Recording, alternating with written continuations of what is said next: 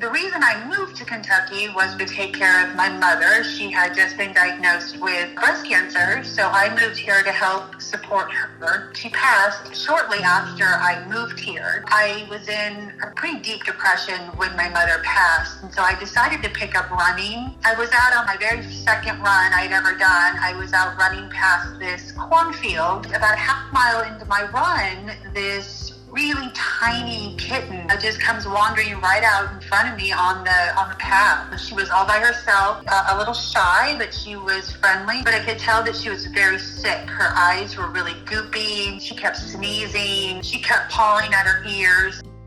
A lot of people think that I named her Snickers because, you know, she looks like a Snickers candy bar. I mean, she does have the colorings of one, but the real reason she's named Snickers is because that day somebody had littered a Snickers bar wrapper, and it was right where she walked out and quickly snapped a picture of it. And I was like, that's it, that's what I'm gonna name you.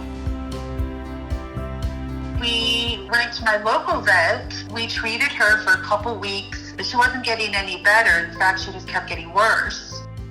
I would not give up on this cat, so I insisted that we go see a specialist. So we go up there, and that specialist, they do a CAT scan. That's when we find out what's really wrong with her. She had these huge polyps behind her eyes and in her inner ears. And so the surgeon explained to me that 2 separate surgeries were going to be required to remove all the polyps. They would have to do them in stages. It became a very long, arduous process. She made it through the first surgery, and so she came back home and was doing better. And then it was time to take her back from the second surgery to finalize everything. The vet called me and said, well, the surgery was a success. However, the polyp dropped down into her throat. We immediately removed it, but we had to provide CPR. Because of that incident, it caused her to go blind. They said, but there is a chance her eyesight will come back. We give it 50-50. She was blind for a couple months, but we made it work. But then one day I was holding her. I was waving like a wand, a cat toy, around, and I could see that she was following it. I could see her eyes moving, and she was following the strings. I immediately called the vet up there, and I said, we're coming back up. I think she can see.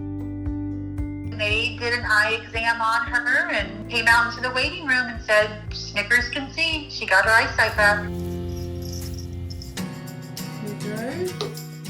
That's her favorite hobby, to play fetch, like a dog. You throw a ball in the house and she'll run after it. She'll do that for hours. She loves to watch television. She loves to sit like a human. That's kind of how she sits. She just sits with her like paws curled up and just kind of sits up, which is a really funny position for a cat to sit in. And she's really quiet. She's really calm. She has no attitude. She'll let you pet her, rub her belly, do anything to her that you want to do. She's really a very loving cat. I give her pep talks every morning, and she knows, she's very intuitive. So she'll jump up on my lap and she'll sit and wait for our pep talks every morning, and she won't get down until they're done. Of course, you really can't deny the fact that she's got the most beautiful markings that one has ever seen on a cat. The way her mouth curves up and it has like a black lining, it looks like a big smile. You know, really since that day, she's just always been known as, Snickers, the smiling cat. Yeah, I'm born and raised in San Diego. Never would have dreamed of coming to Kentucky. But then my mother passing, me picking up running, the way I was able to pay and to help with those expenses was the money that my mother left for me. I feel that Snickers was placed at my feet that day by my mom.